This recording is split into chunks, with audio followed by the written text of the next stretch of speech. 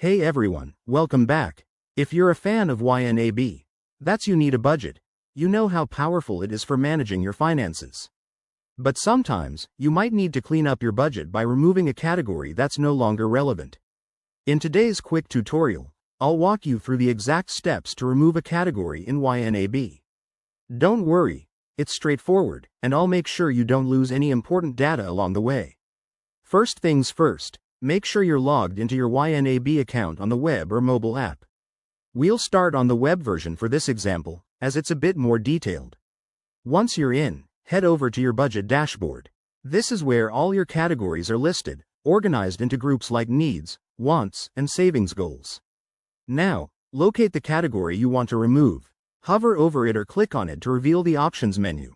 Look for the three dots or an edit icon.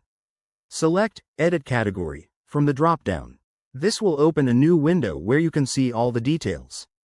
At the bottom or in the Settings section, you'll find an option that says something like Delete or Archive Category.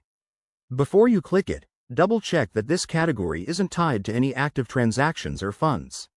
If it is, you might need to move those funds first to avoid any budgeting hiccups. Go ahead and confirm the deletion. YNAB will usually prompt you with a warning to ensure you're certain. After all, we don't want any accidental mistakes.